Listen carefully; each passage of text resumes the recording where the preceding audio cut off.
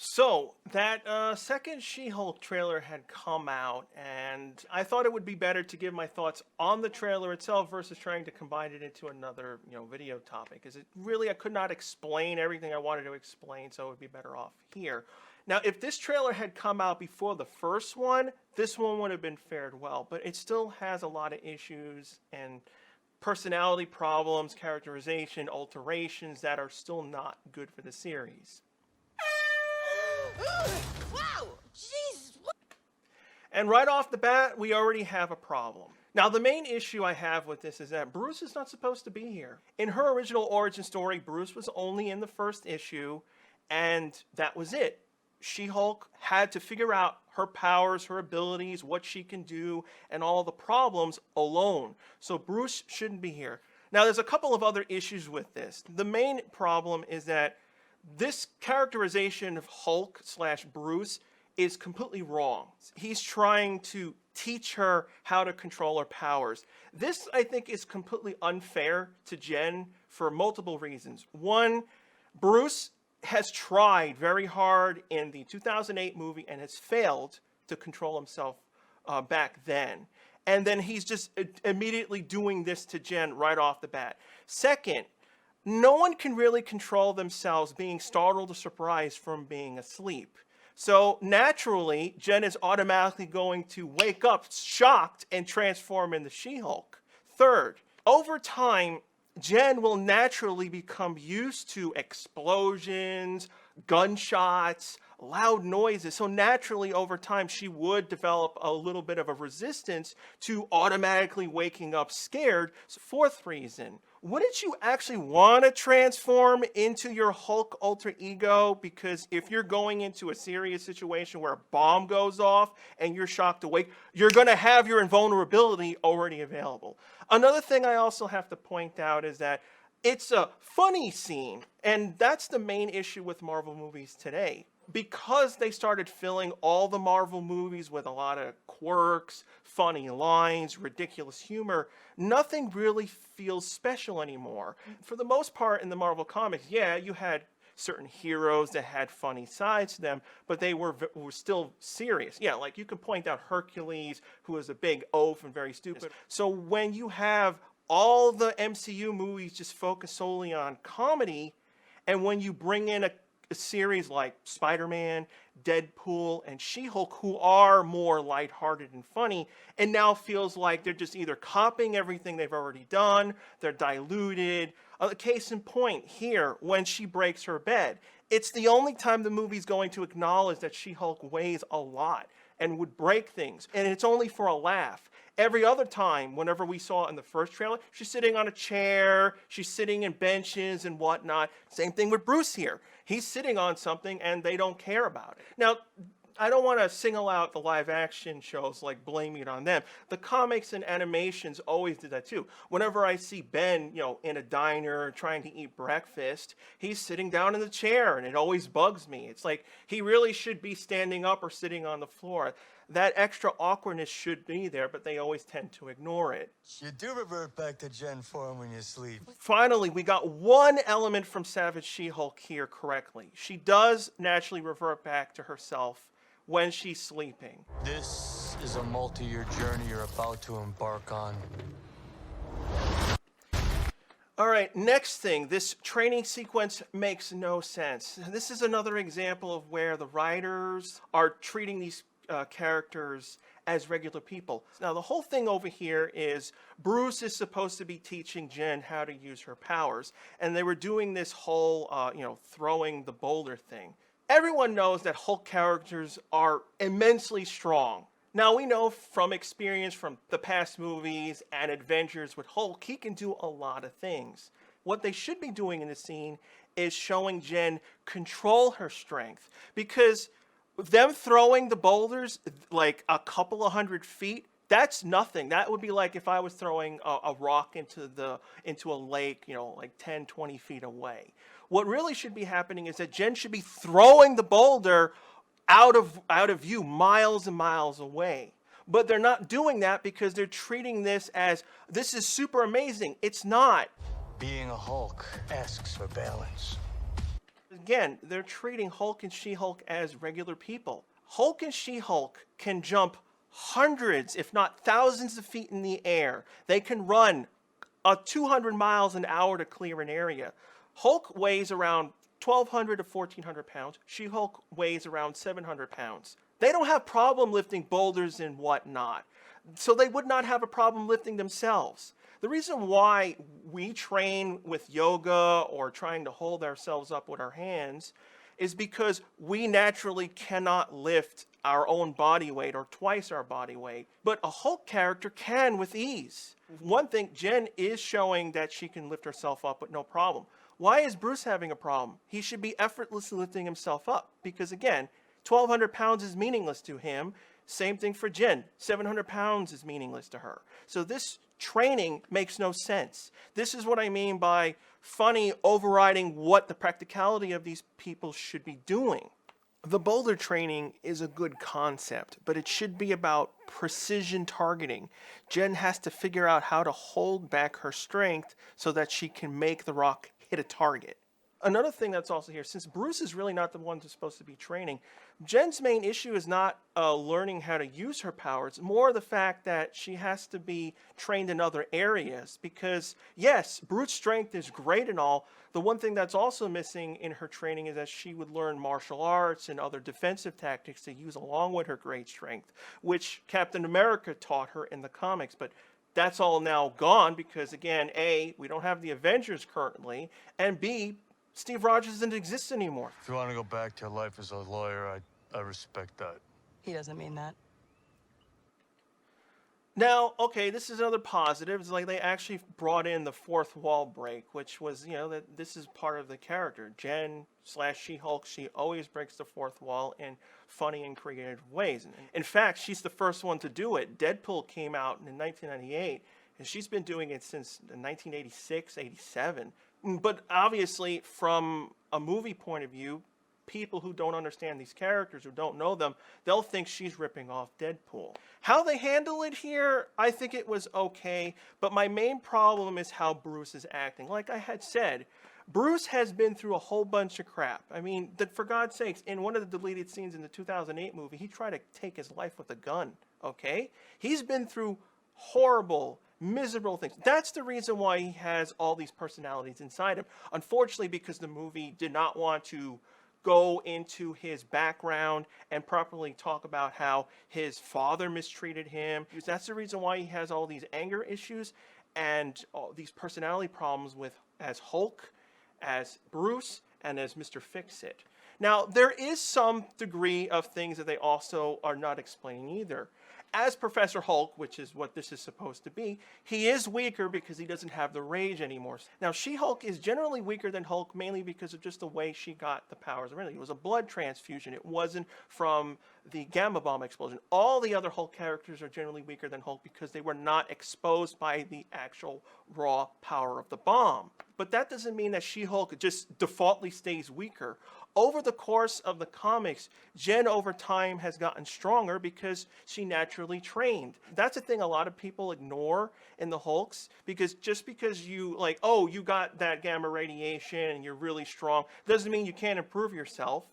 The way the gamma radiation works, it enhances what you already have. The easiest way to get stronger is to simply work out as your regular self, which over time, that's what Jen did. Now, Jen, in the original comic, when she started off, she was quote unquote weak, but no, in reality, there's no real concrete power level of the character to really base it on. But for the most part, she was weaker than Thing, but stronger than Spider-Man. So she was in between those two characters, and over time, when she went to Sensational, she's trained with Captain America. She's gotten through a ton of crap and many villains and stuff over time, so she's gotten stronger from there. And then in the middle of Dan Slott's run, She-Hulk got even more stronger because she had gotten into this wrestling match, so she had to train as her regular self, so then she got supercharged. The main reason why she doesn't have to deal with what Bruce had gone through is because, A, she doesn't have a personality problem. The hardest thing that she had to deal with in her life was losing her mother at a young age. And that's what her father helped out in the original Savage run. And over time, that was it. She doesn't have multiple personality issues and whatnot. What the powers do to her, she always kept to herself. She kept herself as very reserved, mainly because of her training as being a lawyer. She just doesn't want to be like the center of attention in a room. When she becomes She-Hulk, she's the complete opposite. She wants to be the center of attention in the room. So over the course of the multiple comics, she's gotten stronger. She's understood how to control herself. So whenever you see me get mad, like Jason Aaron, who didn't understand how to write her, this is the reason why. I'm not even against having Jen act fun during her training. This is where you could pay off Bruce's past experiences. They're in this empty area, Jen starts getting comfortable throwing stuff, and she doesn't think about what's around her, where Bruce eventually goes off on her not taking it seriously. Lives will be put in danger if you aren't controlling yourself. Do you want to end up like me? Then go into a quick flashback of the 2008 film where Ross is attacking Hulk with the sonic emitters, mixed in with some new reaction shots of people around the park watching this war unfold in front of them. Bruce comes back to reality and then apologizes to Jen. This is where they both see eye to eye. She understands what he's been through and the responsibility she has now, but Jen's fun nature starts rubbing off on him. We are going to launch a division for them, and I want the She-Hulk to be the face of it.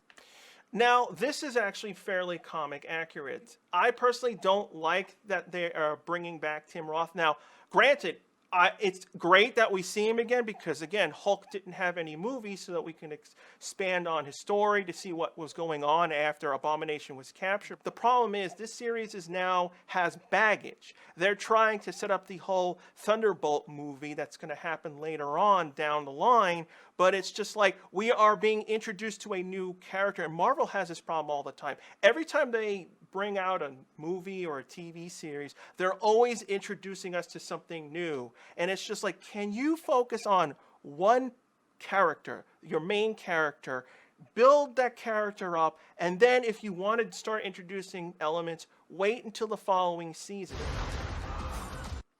All right, so we have to talk about She-Hulk's main villain, Titania.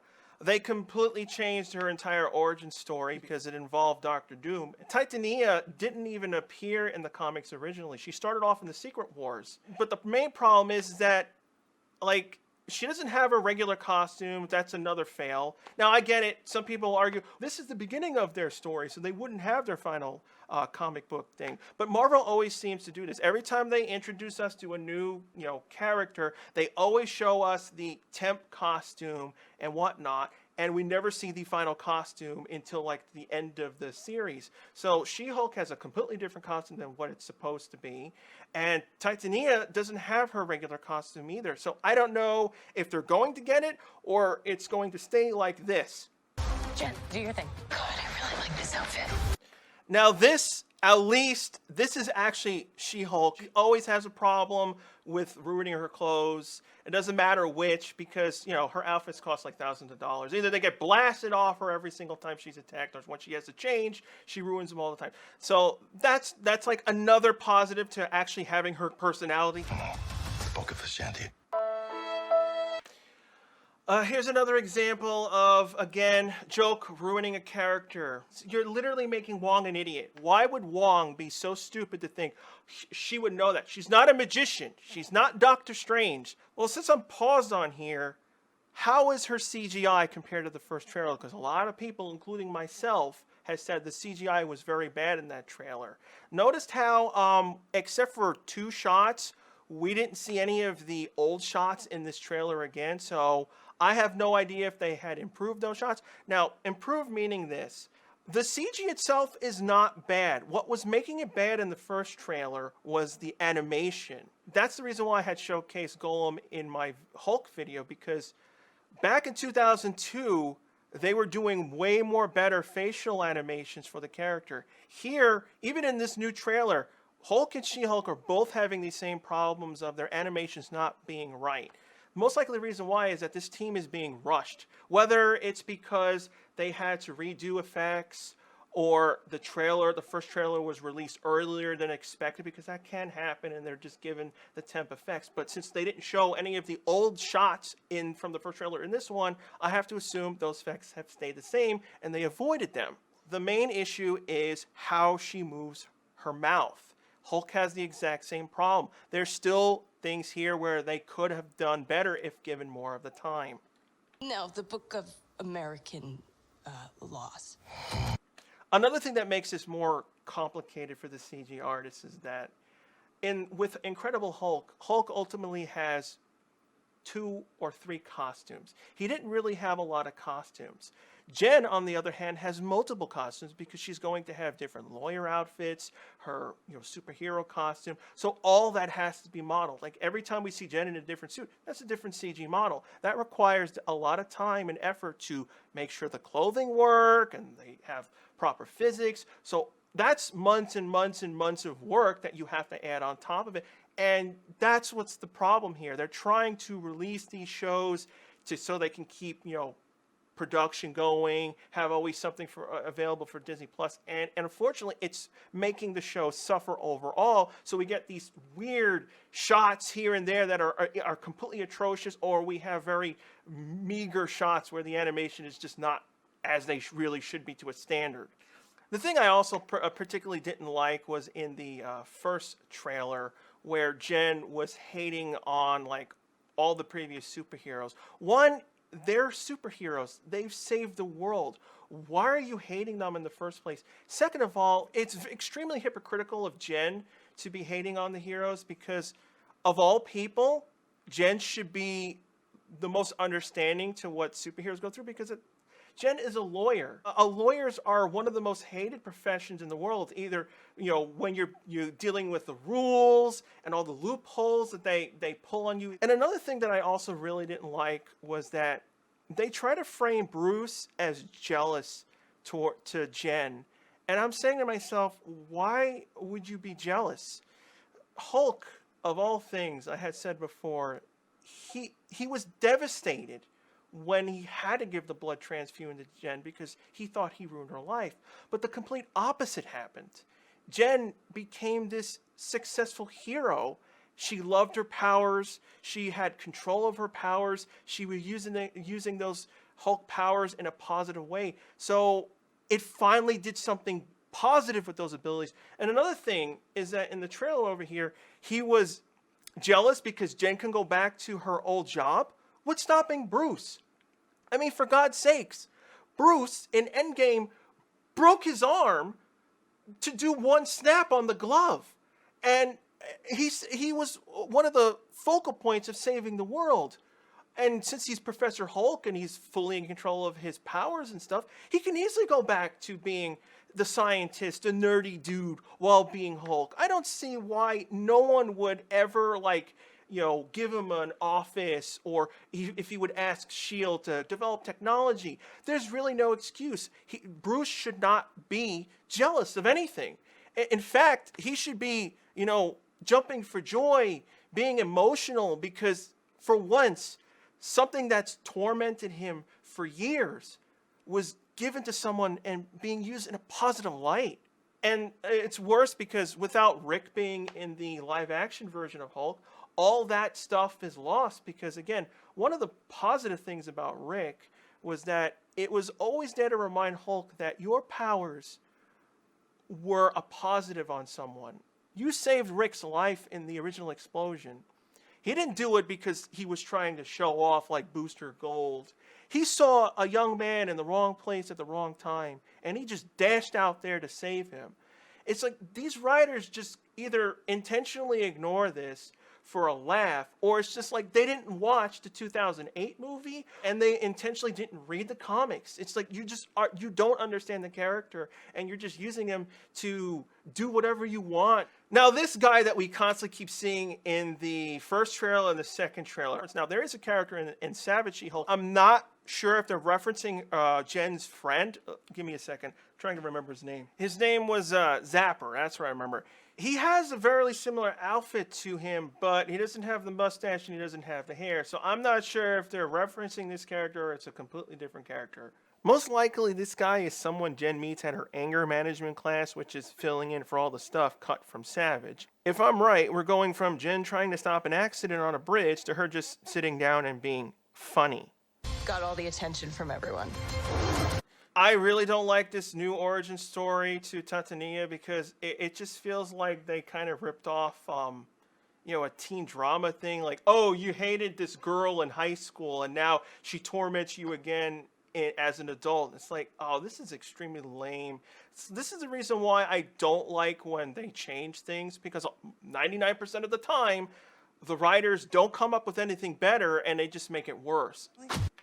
Now, I really hated Bruce doing this. One, he's just being funny and whatnot. I'm like, I'm sorry. He's thrown himself out of places to try to kill himself. I just don't see him doing this to Jen at all. He knows what he's gone through, and it was hell. Why, again, it's just here for a stupid laugh and the finger when she falls down. The show did have a few other comic options for comedy. Jen has a running gag of her ripping off taxi doors a lot. She gets really fixated on her job sometimes, so she easily loses focus. Boom, there goes the door. And of course, the last shot where everyone went, oh my God, it's Daredevil. And I'm like, She-Hulk and Daredevil were supposed to be in the Spider-Man No Way Home movie, but they cut her scenes, which I'm assuming they probably reinstated the scenes for the theatrical re-release that they're going to release later. For me, in this scene, I'm noticing the green car, and I'm like, I really hope that's not supposed to be She-Hulk 1. In Sensational She-Hulk, she got a special flying car that was from an old Dodge car. I'm really hoping this is not supposed to be that car, and this was just a random car that she was just next to that was just green, because again, it's a sports car. It ain't going to be able to hold her. There's no leg room. She weighs 700 pounds. The reason why they gave her this old car in the comic was because it was designed to hold a lot of weight, and it was very spacious to fit her. Me, I'm not surprised that Daredevil showed up, because it's the most obvious thing that they would have done. They're both lawyers. I would want to see them in it. Me personally, what I would have found more surprising is if Deadpool had appeared in the series, or they had used him in a different way.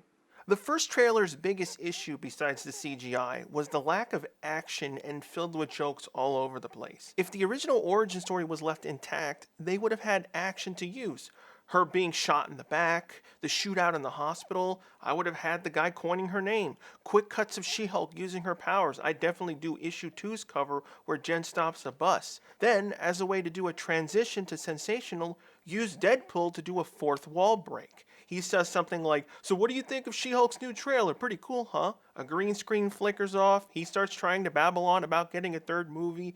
Jen comes in, yells at him to get out of her trailer, throws him away, and she says something of the line, there's another side of me you haven't seen yet. Cut to Sensational material. But yeah, ultimately, this trailer is better than the first one, but it still has the exact same issues I have.